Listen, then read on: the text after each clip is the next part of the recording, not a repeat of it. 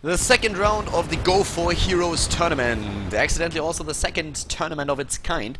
And we have nFaculty going up against SK Gaming already, which is actually pretty awesome for the second round. BKB is on the Tassadai here for SK. We have the Escape on the Stitchers, BZ picked the Vala, Sefka the Nova, and Linked is on the Brightwing. And Faculty is starting to the right side of the map, and we have that green out on the Uther, Hole on the Falstad. Lotus is playing the Tyrael, and X on the Arthurs. Sypho actually on the Zeratul here. Bans in the game have been the Tychus, as you can of course already judge, and the Chen. Both of those heroes would normally be in one of the teams. But yeah, right now the comps are going to be extremely interesting, I feel. It's actually going to be a fun thing. I mean, right now we have pretty cool combinations for both teams. I love that we have Vala and Nova working together. The girls are real. I mean, this is like girl power right there. They are not only really hot, but they're also extremely... I am not quite sure what that was. Sefka apparently a bit too quick on the draw there. But yeah, here's already a bit of a roaming squad. Oh, Nova laning? What? Like, where's the support for the Nova there? Nova laning is a very weird thing. I'm not quite sure if I can wrap my head around that idea. Down to the bottom lane, we have 3 heroes. I guess Link is going to jump up to the top lane at some point pretty soon. Nova is already in trouble. And the Howling Blast. Goodbye, Nova. 3 guys are very lonely and need a little bit of female attention, and they all picked the same target here. So that was a quick kill that we saw there. And therefore also a very fast pressure towards the tower. They could actually nearly kill one of those. Half HP already gone, which is extremely well. And down to the mid lane, what do we have there? We have Escape going up against Lotus, Tyrael versus the Stitches, and the bottom lane is still a tri-lane, 3 versus 1. I really don't know if the Nova is the best character to hold the lane up here at the top. That tower is already being pressured, and Sefka can't do very little against that. Both teams about to lose a tower here, so it's a very aggressive game that we see, with nFaculty taking a lead there in experience, already a bit up, and well, we have an all-male lineup, just saying, for nFaculty. So, yeah, absolutely no homo. Like, very sexy lineup there. A lot of beards involved, especially on the Uther and the Falstad. They make up for... We don't know if Tyrael has a beard here. We don't know about the Zeratul either. We can only suspect maybe like Zeratul has a sexy mustache. I don't know. Hidden beneath that thing. Sefka finally gets some support there, as Link is starting to jump up, and that wall is already completely gone. And if you just look at the bottom here, the same is also true for SK, so they were able to push in the wall of their opponent. Holo is pretty low. We can always just like be back and then fly in again with the Falstad. Falstad, of course, great for that shock and awe burst damage then later on. Down here, oh, the Escape needs to... Oh, no, he's not gonna make it. Not with Exxon quick on the Howling Blast there. Well done. Exxon with a good second kill here, so we have 2 kills against 0. BKB is with the team again. On Thursday he was missing for the HCL games. I personally speculated that he had a really hot date. He just like told me that it was not a date that he had, but apparently he had an exam that he had to prepare for. I'm not quite sure if I should believe him. Maybe the date didn't go so well, but on the other hand, BKB is a big baller, so he would have had a really nice date. Like, which girl is gonna say no to this guy? Maybe he just doesn't want the rest of the team to feel bad, like one of those things. So I feel that my story with the hot date is much better than his exam story, which sounded a bit lame to me. We have now the first tribute on the map. It is a best of 1, of course, since we are only in the second round. And as you can see here, the team is moving in. Their hook against Lotus, and they're trying to burst him down. That's one of the reasons why you have that Nova in there. And of course, Exxon is already there as well. But Green out, about to capture the tribute, is extremely close. Whoa, nice. Well done by BKB. Gets that out and it interrupts the channel, but Greenout is there already again. The Storm is preventing the worst, at least for now. The Howling Blast against Sefka. Here comes immediate the Venom, but Arthurs was going a bit too strong there. Already going down and up to the top. Ho-ho! Lotus jumping back on the Tyrael. Run, Tyrael, run. That hook didn't hit. SK gets the first tribute and a kill as well. So it's Christmas time. The angels are singing, and, well, I guess that includes Tyrael. Tyrael is, I think, is an angel, right? At least he's pretty righteous, which is sometimes extremely annoying if you play Diablo 3. But be it as it may, talents, that's what we're going to look at. We have the slam build for the Escape here. Let's see what the Nova is going to play with. Rancor, Manticore, and Searing Arrows. Like, full right-click build on the Vala. Of course, no surprise there for the Nova. What she's going to get, the anti-armor shells. What else? There's not really much more to go. The Zeratul is going for the cleave build, so all of the talents straight into the cleave to do as much damage as he can. It's actually pretty cool, like, because these days I've been talking a lot to other players. I'm usually on the My Insanity channel a lot, and I play with them as well. And apparently Lowell had a few additional ideas of what to do with the Zeratul. He played a couple of solo queue games and found one player that had very interesting builds that he's now currently trying to copy and use in team games and seeing if that might be an alternative on the Zeratul. Down to the bottom, we have actually that one tribute about to spawn soon, but the pressure is real up at the top with the double mercenaries there. Well, it's actually one mercenary. It's like that ogre team. I'm not quite sure if that was a smart move by SK, to be absolutely honest. I mean, those mercenaries didn't really do a whole lot, and they just gave up the tribute, so it's not like they traded, like they just lost something. There was no trade there. Sevka is currently riding that Billy Mount thingy that is farting hearts, which is very disturbing in my opinion. A farting heart mount. It's like a bit weird, but very girly, so I like it. Oh, Vala apparently taken down at the bottom. Ooh, and the snipe against the Falstad. So apparently Falstad overextending a bit to take down Vala, but it is a girl thing, so we had like that girl had her back. Like, did you see that? Nova moving in and immediately saying like, hey, leave her alone, she's mine, and then bam, Falstad is down. So, well done by Sevka, avenging Mala, but now we have both of them hitting for the level 10, and it looks like really nFaculty doesn't want to give up the golem here, do they? They're flying in with Khaldor. Oh, that snipe! Look at that precision strike! Holy mother of God! One is down immediately, and Exxon about to die. Oh God, and they blew that up, didn't they? Really bad combo there by Cypher and Holo for the shock and awe. That didn't go well. And we have still the kill against Vala. She was isolated. But yeah, that combo didn't work at all. But the fight's not over yet. The Golem is also still alive, but double kill again against nFaculty, and they're gonna get the Golem now for sure. Good steal by SK. Really well done. And yeah, I have to say it again, like that combo with the Void Prism into the shock and all didn't work. I don't think that it was actually intended like this. I feel like they didn't really talk about it. It was, in my opinion, what happened there was not that they wanted to go for the setup. It's of course something that you do want to do at the end, but I feel like in this particular situation they both just used their ultimate and didn't really think about it coordinating it. So when the Zeratul realized that the shock and all was started, it was already too late. He couldn't cancel in time, and then it just didn't work out for them. So a bit of miscommunication that we had there. Not sure. Oh. That was a nice preemptive thing, but didn't help in the end. Rain of Vengeance already being used by Vala. It's the fight for the tribute again with one tribute on each side. But Arthas is at the top as the Golem is going ham and kills one of the forts. Level 12 versus 11. I highly doubt that we're going to see nFaculty take that tribute. No, with Escape being down there with full force and 5 people. So they have to be careful about that. Sevka is looking for the Griffin, and that a girl, trying to just like shoot him off the Griffin, and we might see... no hope. At least not this time. So, up to the middle, what do we have there? We have, yeah, the Bro team is going in. Sypho on the Tacita, trying to look for an opportunity to maybe make up for that Void Prism that he shot in earlier. But we have both teams still with very similar kill count. 5 versus 4, level 12 versus 12. The attempt to maybe drop Sevka here. No, not just yet. The Griffin, the bird is still at the top. Nope, there we go. Bird flies in, and yeah, just wave clear, nothing else. There comes the lockdown against Link though, and Arthur's at the front, but they don't want to initiate just yet. And Escape could always turn things around with a quick hook. 2 tributes against 1. You don't want to, like, you really don't want to lose a hero right now. If the next tribute spawns, and it will soon, then you need to have your entire team there to deal with it. And at that point, we already have the tribute spawning, and nFaculty in a better position for it. Is SK just going to give it up, or are they going to try and engage into it? They could, but they have to deal with the mercenary camp there as well. And no hook, no hook, no hook. Alright. So, oh, there comes the Void Prism. Shock and awe not being used, but nice. The precision strike by Nova prevents the worst. Again, not really a great ulti by Holo that we saw there. The initiation by Turiel against Sevka didn't really do anything there. The bird is really low, gets a shield though, and jumps away.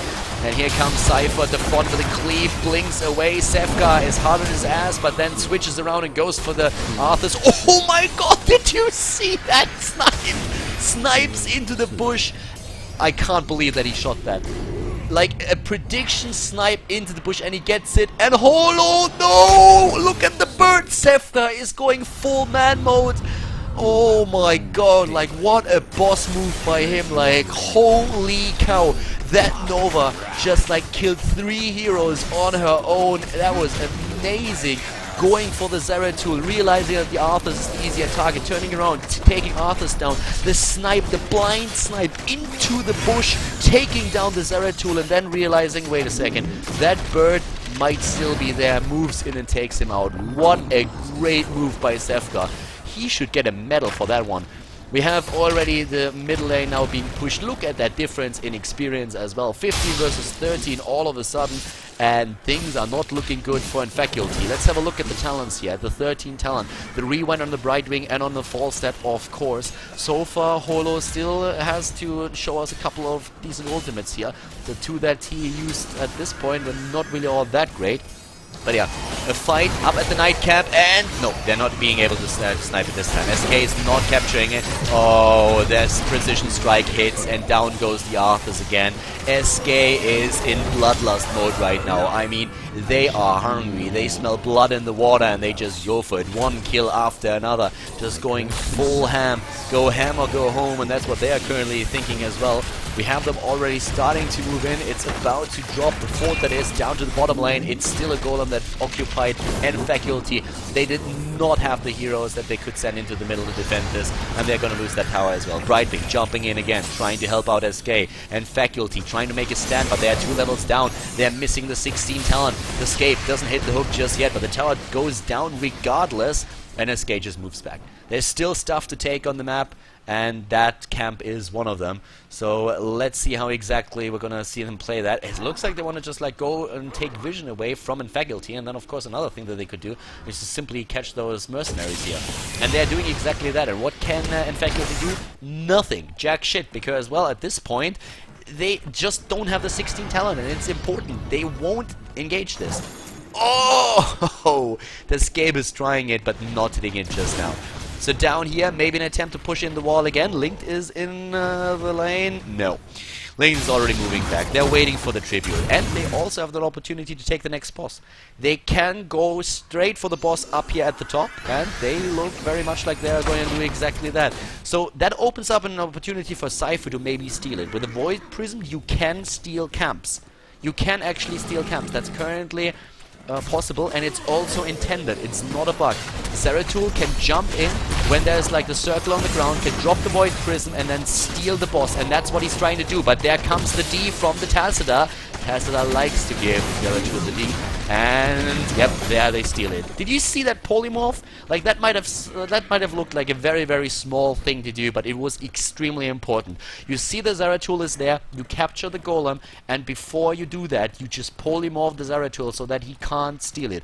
And well, if you don't really know heroes all that much and you haven't seen the current patch, then some people will ask, like, what do you mean steal? Stealing just means that he drops the Void Prism, and while the Void Prism is stunning everything and just like it doesn't allow the cap, you go in and cap, and you can do that even if other heroes are standing on the circle. So very well done here by SK, getting that golem, and now they're starting to push with it. That's exactly the push that they needed, the push that they wanted. They want to go for the keep here. The hook doesn't hit anything. The Escape, not with the best hooks this game, but he's doing a great job in total, just keeping the backline alive, always moving in. This time, again, not good synchronization between Holo's ultimate and the ultimate of the Zeratul. It was still active when the shock and awe hit, so they messed that up a little bit. Great stun here by the Uther, even though he's down already, hitting the entire team, but it just doesn't matter. The keep is down, but what a great judgment by Lotus. Stitches got judged, and he got proven unworthy. Double kill here for both teams. Uther down, the Arthur's down, but so is Vala and the Stitches. The keep is gone already. That's another problem, but we have still the tribute up, and that's going to be the first tribute for SK after they earlier already put the curse on nFaculty. Keep in mind that we still have a few mercenary camps to take for SK on the left side of the map. They can do that while they were waiting for the rest of their team to be back up again, so they're trying to go for that, I guess. And well, down to the bottom lane, it would also be nice if one of the heroes would try to de-push that and make sure that the fort is not going to fall there. We have the Arthurs nearly back, and well, we are talking about the heroic abilities earlier. that we have there. By the way, we have Pudric Bile on the Stitches, another thing that we should point out. We've seen it in action already, but maybe it's the people's attention. Tassadar with both dimensional shifts here, with a phase dimensional shift being used. At the same time, we have now the Stone Skin on the Arthurs, making it even a bit more tanky. And of course, Spell Shield against the Nova. Always a great talent to have. We see both teams just like now trying to just dominate the lane a little bit. Go for the mercenary camps, for the objectives. There's currently no additional tributes, so there's nothing where you really have to move out and force a fight. But you can start to push the lanes by capturing the mercenary camps and just making sure that the lanes are being pushed in a bit while you're waiting for the next tribute. And of course for the boss to spawn again. And that boss is already down at the bottom. That's where we have SK starting to move in and trying to aim for that. Yep, there's the attack right away. And the tribute, apparently they're gonna give that up. Do they have to? I don't think they have to. BKB could just move in and cancel a channeling. The boss is already theirs, and they are moving in now with the entire team, and that makes it extremely dangerous for nFaculty right now. They can't go into a prolonged fight because we just have that boss pushing the bottom. They cannot lose another point. Oh, nice precision strike. Doesn't really hit anything. Good reaction by nFaculty there. And the backline already Void Prison. This time the stun follow-up. That's what we're talking about. Stun, Void Prison into stun, into shock and awe, but we still have the Rain of Vengeance, so BZ turns things around with the stun on his own. Everybody was lined up. I can't believe that the Stitches is still alive. He just barely escapes, but he escapes. The same is also true for Cypher. Oh, Sefka with the snipe. There he is again. Nova got nerfed. Apparently nobody told Sefka. He's just like, what? She got nerfed? What are you talking about? I still kill shit, don't I? So we have them pushing the bottom now. They're trying to go for the keep, and I mean, you can already see that that keep is in a lot of trouble. 5 heroes alive, 3 dead for nFaculty. 15 kills against 6. SK is just like showcasing once again why they are so super scary. They lost Zarmoni, one of their best players, a great Illidan player. They picked up Sefka, and he fits in with the team just so well. I'm really happy for those boys. They're starting to find their stride here, and also attempting to put more pressure onto the keep in the middle. But look how fast they're moving back. They're not tempted to take that. Well, they're probably tempted to take the keep, but they just are disciplined enough to say, why should we? Just move back for now. We can just fight a little bit later. We have 2 tributes. We can wait for the next. We can curse them. We can wait also for the second golem. Let's push first. Make sure we don't lose a fort here. Don't give them opportunity to come back in the game, especially since we have the 20. Blink on the girls. Both girls here with Blink now, Vala and Nova. We have Resurgence on the Stitches, the Twilight Archon, and Storm Shield. Storm Shield on the Brightwing. That's going to help in the next fight for sure, especially since nFaculty is only level 18. There comes the curse, and SK is starting to move back. They were starting to move into the middle, and then suddenly the curse popped, and they were like, hey guys, you know what? That tribute is ours. There's our name on the tribute. You see that? SK Gaming. So let's just take that, curse nFaculty, and nFaculty is looking at the map and is like, why us? Because right now they can't really do anything. Contest that? Are you kidding? I mean, how? They don't have the 20, so they need to play this as passive as they can. They're pushing the lanes back, trying to get the experience, but they are an entire level behind. So one thing that they could try and do is maybe like contest at the boss, but even that is a problem. So they're probably not going to do it. They're most likely going to send in the Zeratul and tell him, listen buddy, be as careful as you can, see if you can maybe steal it, but do not get killed. Like whatever you do, don't get double polymorphed and killed. We are now going for the lanes, and you can do whatever you can. So there's the Zeratul already. And has it there, the attempted steal, they don't get it. Okay, that Void Prison was not as good as it should have been for that. And he's just trying to run right now. The rest of the team is getting experience. And of course they have to stay back since the curse is active as well. We have in the mid lane now the push of SK. SK is moving straight in, taking the towers, trying to get the 21 and trying to get that keep. If that keep goes down, it's like 3 keeps down. That's only the core left. And that's what they of course go for next. So yeah, the keep is gonna fall here, there's no doubt about that. And we have the next one going down. Sefka still looking for another opportunity to snipe. I mean, with all the garroting power that he gathered up, he can do so much damage. The boss is already moving in. The initiation against... Oh, the blink saves him! Well done by the Nova here, and she kills the Tyrael. Great job there, nearly annihilating the entire team. 4 heroes down. Only Falsen is alive. He gets hooked in. I don't think that Khaldor was even trying here at the end anymore. GG as SK wins the game and advances to the 3rd round of the GO4Heroes tournament.